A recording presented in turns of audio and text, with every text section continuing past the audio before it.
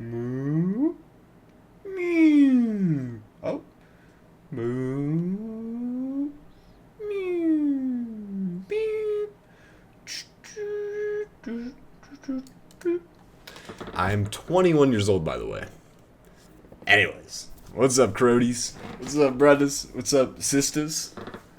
Anyone, really. Anyone who has come onto this video, pause. Anyone who has come...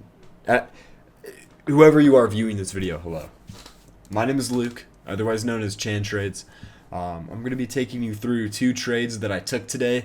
Overall, I lost $283 trading ES futures. Let's just jump into it. So we're going to start at the beginning of the day. So we had this gap up in price. Kind of strange. We just had like a lot of news or whatever. Price came up here. This was equilibrium between 4-hour low and high. So the 4-hour high and low in here. And I'll show that real quick. We'll go to the 4-hour.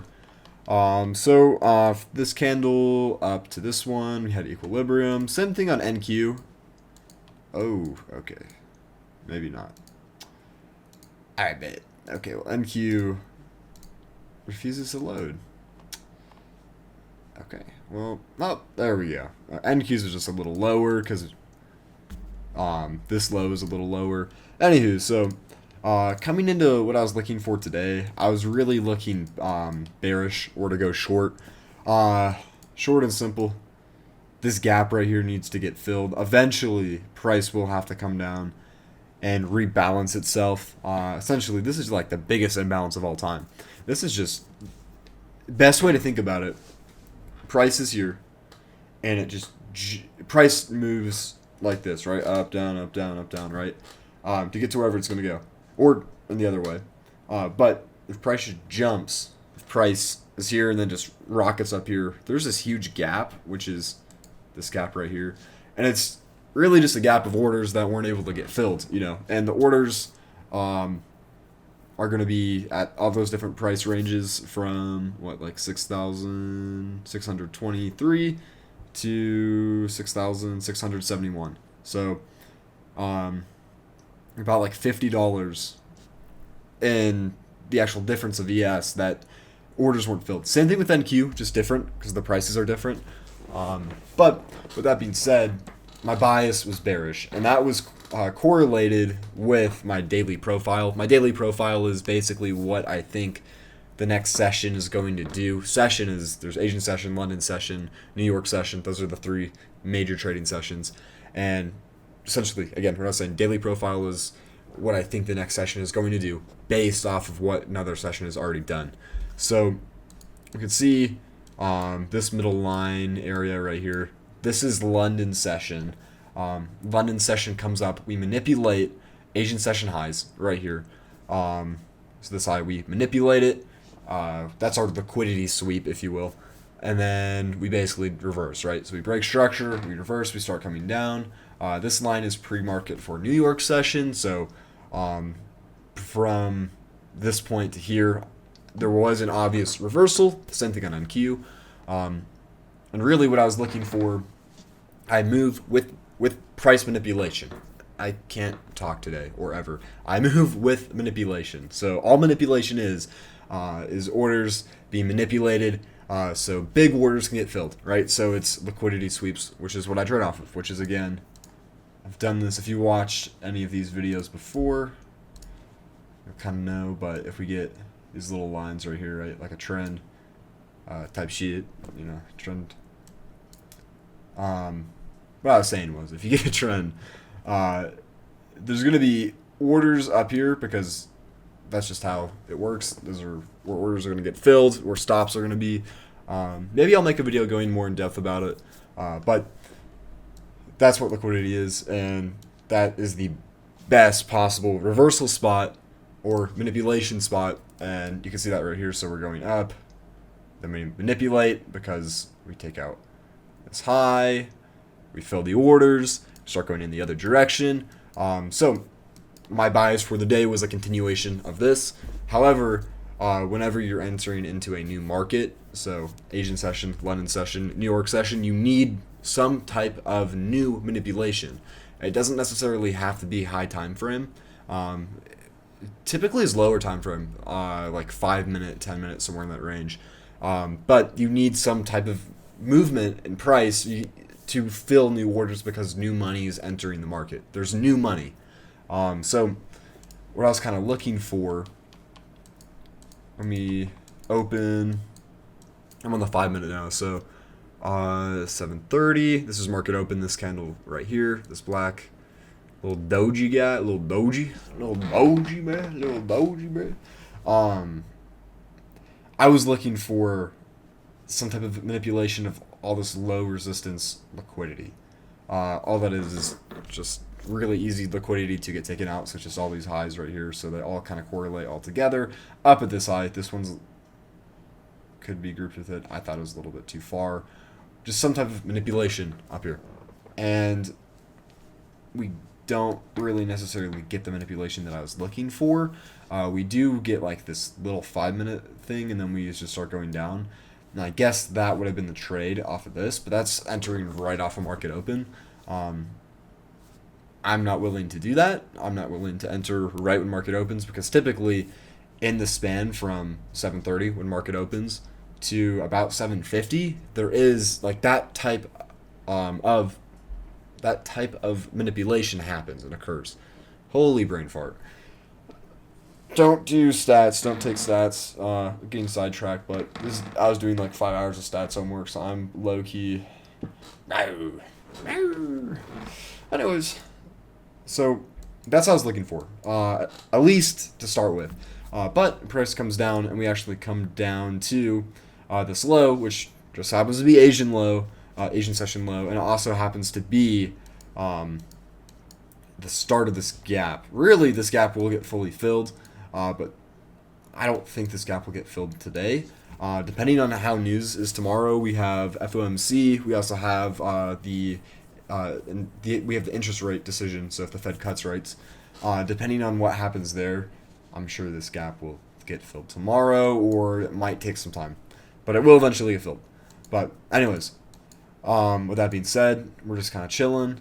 So we come down, and from here, what I'm looking for is manipulation, and I got it right. This high time frame manipulation. At the same time too, I got an SMT. What an SMT is just a difference in price between two indices or two similar stocks. So ES and NQ, they're two different index funds, but they are very similar for what they have. NQ is more like technology based. ES is just more general with the market, but it's like all the big companies in the US. So with that being said, they move similarly, and typically whenever something happens on one, you can consider it done on the other one. So without going way too technical, I've already kind of described SMTs before, but we came down on ES and we took out, I'll even go on the 1 minute, we're going to make it nice and easy. So we came down on ES and we took out all the liquidity down here, right? Or we took out this low. Essentially, we just come out of this low. From there, that's where orders were resting. Orders are getting filled, or at least that's what I'm thinking. And on NQ, at the exact same time, this is the exact same time. We don't come down and take it out. For me, what I was thinking was, since ES already swept liquidity, essentially NQ already did the same without doing it. A little technical, but that's what that was saying to me. So from there, I get yet another SMT. This is a lower time frame one. So this is a pretty high time frame SMT. This is a very low time frame one, a 1 minute SMT. And I was already on the 1 minute, so my strategy was to find a 1 minute entry off of this sweep down here, and then whenever a 5 minute entry presented itself, take that entry, and then take this up to 5 minute highs for the day. That's how my strategy works for 1 minute. So for my 1 minute strategies, I typically will either trade off a 5 minute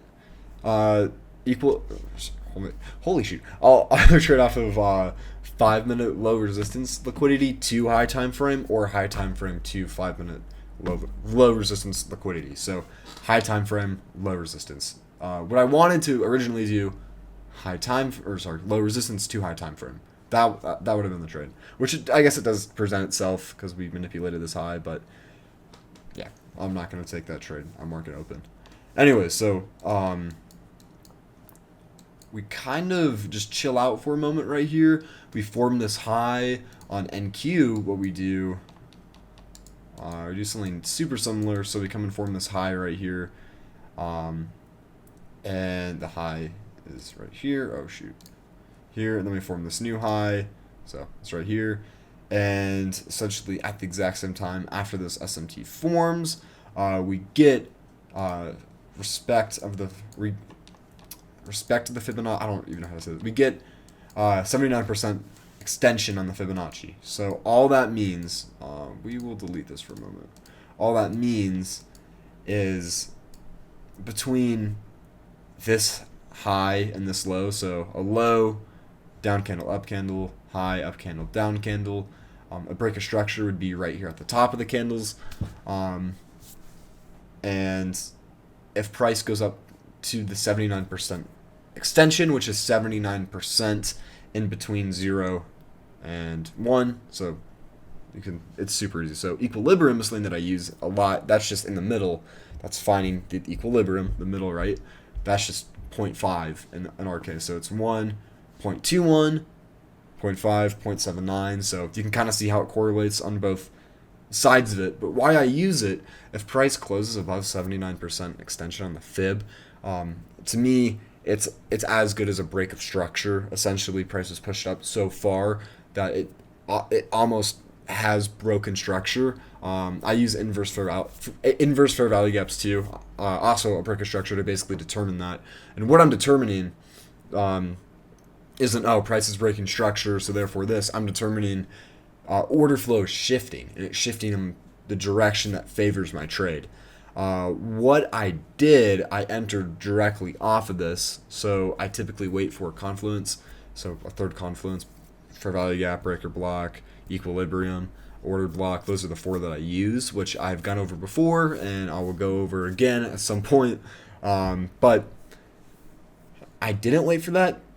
Typically for the strategy, I have been trying to enter just off of breaker structures, and it works in a way that is a little bit better for risk, because when I'm trying to place my stop loss, there's a few areas where I can place it. I can place it underneath lows, I can place it underneath confluences, or I could place it underneath the liquidity sweep.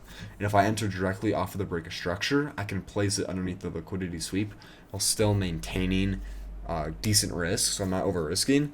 That's why I entered where I did. This strategy does work. It is risky though. Like there's more risk because it's super low time frame. Price is moving really quick, and in an instant, price can do something like this. So with that being said, I don't know. I feel good about my strategy and why I did what I did today. I think price action just wasn't the best, or wasn't the greatest. However, I do think finding that third confluence on the 1 minute might be a little better for the strategy. That's kind of what I'm trying to realize and figure out, because I've done it both ways. But I just don't do 1 minute strategies enough to invoke a change right now. I think I'm just going to continue just playing it by ear and just doing it how I've been doing it. And as you can see in this trade, it didn't work out. I got stopped out pretty quick. But I think what I might end up doing instead, I might end up just doing break of structures and fair value gaps, because fib is great. Maybe on the higher time frame, 5 minute. But what I've been finding is fib is not necessarily the best on the lower time frame, because it's mostly just showing liquidity. All this is a liquidity sweep. This is a very low time frame liquidity sweep. This was a 1 minute SMT, so it really needed just a 1 minute high to get taken out. That's a good way to look at it. So I think finding that third confluence, if I'm using fib, makes a lot more sense. Or if the risk to reward presents itself great with a brick of structure, maybe just doing it that way. So I get stopped out pretty quick, and then from there, let me see, go back. There we go. Okay, so from there I'm just kind of chilling. I consider not taking another trade, which is smart. I shouldn't have taken. I'm not that I shouldn't have taken this trade, but I probably should have been done for the day. On that trade, I lost like 150 or something like that. They were each super similar with risk, about 150 each. One was a little less than the other one because I lost 280, not 300, but that one was the least amount of risk compared to this one. So after all this happens, I'm kind of just waiting to see what my next move is. I wait for a higher time frame trade. I was kind of looking for, I don't know, like a lower time frame because I really thought price was going to come up to those highs. At least in my experience, price tends to do what I was trying to do. But instead, it didn't. And that's okay. It is what it is. But moving into this next trade, it was a 5-minute strategy. So what I did from here, I kind of backed off the 1-minute strategy. And I said to myself, if I'm going to trade today, I need to see a 5-minute strategy play out. Which started to happen. So essentially, price comes up, does fib again, right? So I don't like using this doji right here. That's probably where this trade went wrong. It's this blue candle right here. It's barely blue, but I use this as the high and this other doji as the low. That's probably when I should have been out of here. You don't mess with dojis. I mean, I do mess with dojis. Dojis kind of just mean price doesn't know what the frick it wants to do. I had to censor myself right there, you know. Now, what the fuck? We could say it. All right, it wants to do. But I used them mainly because on ES, price did end up breaking structure at the same point. So, I don't know if I can show it. How do I show this? Was it this candle right here? Price ended up breaking structure. I'm just going to delete this. I don't know why that's there. So at the same candle, so we're looking at the 820 candle, price broke structure and on NQ, and I really thought price was going to continue in the direction that order flow is shifting, which to break a structure, fib, inverse fair value gap is just a change in order flow. So order flow changed on NQ and I guess technically on ES. I don't know if you'd consider the dojis, but if you do, it did because it's the exact same thing with fib. I have this line marked for the 79% extension with this high and this low, and then this is our 21%. So that was cool. So from there, I was kind of just looking for a confluence. We were in, I didn't really mark it, but I was aware of it. We were, okay, there's my little boxies. I don't really know where the wick of this candle is, so we're just going to rotate this right here for now, because it did push out of it. Or we can actually double check that. Yeah, okay, beautiful. There's so much things on the screen. I'm sorry. This is why we don't take 2 trades in a day, because your screen gets cluttered. Okay. So this right here was an order block. Price pushed out of it. We pushed back into it. Beautiful confluence. And I'll just delete it because I knew about it. I didn't put it on the screen because it was already super cluttered as is. We go back down here. Price comes down. We break structure right here. Beautiful. We need to break a structure to the downside on the 1 minute. That's a retracement. That's always going to be a retracement unless price just shits the bed. And we had equilibrium. That's one of my favorite confluences right here. So we come down into this order block and into equilibrium, into a price zone where really like price was trying to rebalance itself. And we break 1 minute structure, meaning order flow shifted on the 1 minute. It's retracing back in to these confluences. And from there, I'm just waiting for a break of structure, Fibonacci, inverse fair value gap out of this zone on the 1 minute or a 5 minute closure out. So we kind of just chill here for 5 minutes. We don't really do much. That's fine. That happens sometimes. We're kind of just chilling in the confluences. At that same time, my brother. At the same time, we're kind of just chilling right here on NQ. So we break structure right here. We come up. We're coming down. We're kind of just doing the exact same thing. We're chilling in NQ's equilibrium order block.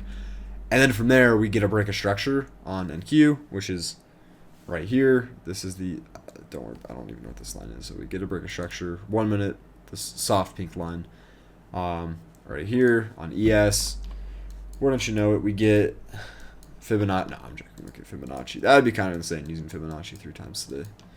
That would be bonkers. I was actually using this as my exit. I'll get into that in a minute. But we get a break of structure with this candle right here. And we're basically just pushing to this 1 minute for value gap. But we got a break of structure. So order flow has shifted. Right after that, I entered directly off of this. I got filled like right here. So it wasn't a perfect fill. Set my stop below the second low. That's important. I'll get into that in a minute. But from there, the next candle, we inverse this fair value gap right here. And really, I guess the fair value gap I should have been looking at should have been this one. But we do inverse a fair value gap, so followed by a break of structure, or break of structure followed by an inverse fair value gap.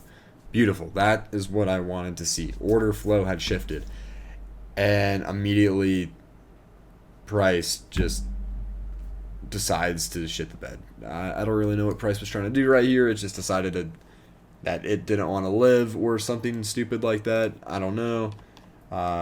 If you don't want to live, this is me being genuine and serious. Please reach out to someone. Please. In light and lieu of everything that was going on, reach out to someone. I'm here. DM me directly, please.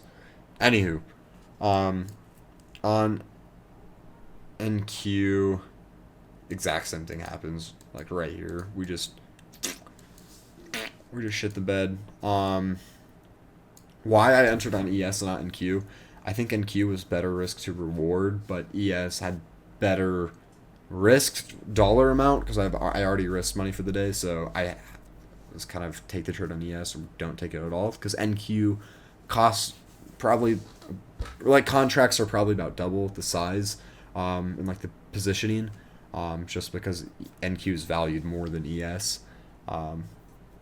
Anyway, so we get that really shitty candle, and that really shitty candle not only decided to go down here, but it also broke 1 minute structure and also inversed this fair value gap.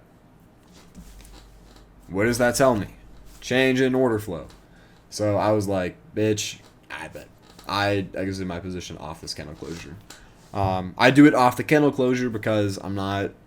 I'm gonna wait for the candle to fully close, because sometimes maybe it's just grabbing the liquidity from down here to keep going up further. On NQ, there's actually SMT that was formed, which I'll show you guys. I will show you guys that SMT, that little guy, that little SMT. Boom, right here, you see NQ goes farther past this low, and little, oh my god, bro, little ES here, bro. We go uppy past the low. So the SMT, if I had exited prematurely and price went and pushed all the way back here, was basically a liquidity sweep to push price up further. That's why you wait for candle closure. It's also why you set, at least for me, why I set my stop now below the second low or a confluence or protect my stops better, because just directly setting it underneath the last low, especially on the 1 minute, super risky because 9 times out of 10, Liquidity, liquidity, liquidity. It wants to grab the orders underneath the low, or price does. So, anyway, so we just come so far and we close, and I'm done. I'm not gonna stay in this trade. I'm glad I didn't stay in the trade, obviously, because I'd get stopped out. And then price just lollygags, and would you look at this? So it didn't go up to my desired thing that I thought price was going to do today, but we did manipulate all this low resistance liquidity right here eventually. Bam. That was the price target for today. So with that being said, I don't think today was a bad day at all. I think today was a really good day. I think I learned a lot, especially about 1 minute entries, how to actually execute on, like, what I could do better on the 1 minute. Even just making this video too. Like, I have my own journal. I don't know, I can show you guys real quick. I don't know if I, hopefully it isn't. Oh, don't worry about this shit. I was not trying to configure my mic. And hopefully it doesn't pull up with my furry stuff. I don't have furry stuff. But I journal all my trades, so I already journaled this trade, both the trades. But even just making this helps a lot. It helps me kind of, I don't know. I don't even know if anyone's watching this, and if you are, hello, welcome. And if you're not,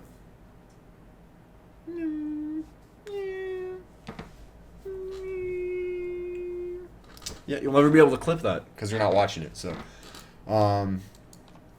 anyway, so yeah, that's kind of my thought process for today. Good in theory. Like, I'm being more convicted by my setups. I'm taking them. I did lose a decent amount of money, but I'm trying to churn my risk on a little more. Mainly because I'm trying to get to a point where that risk is comfortable for me, because that's really the risk I need to be taking. I have a lot of time, a lot of data, a lot of everything to suggest that, so it's perfect. To be honest and to be fair, I'm getting a lot better with my mental and with my psychology after this loss today. Even after the win that I had a few weeks ago. Well, yeah, I mean, it's money, right? I think it's really impossible not to be fazed by it, especially by losing money, and winning money too. But I wasn't really, I don't know. I felt good. I feel really confident, at least for the first time, really ever, losing money. I never, like, I'll enter trades sometimes and just get like anxiety. I'll just be like, I need to exit it early, and I will. And it's like a winning trade. Or I can't take this, I don't want to risk this money, then like the trade happens. So I'm being convicted, and like, trust me, like, that will pay off, and I already know that it will pay off because I've seen it. At least I've seen the potential, and it's there. So yeah, that's it. A little bit of almost a half an hour video. Oh my golly. But anyways, guys, you guys are loved. You guys are seen. I just want to say just like a little something real quick too. If anybody is watching this, like, there's a lot of stuff going on in the world right now, and all we need is love. I've been saying that you're loved, you're seen, and I truly mean that. If you need anything, you know what? I'm gonna put links to some good links for Colorado and the state, like the state of Colorado. Holy shit, I can't talk. And like federal links. Down below, just like general links that you can go to if you need help. On my Instagram, I'm not trying to shout out my Instagram, but on Real Chan Trades, which will also be linked down below, send me a DM, like a direct message on there if you do need anything. If you're not on Instagram, comment on this video.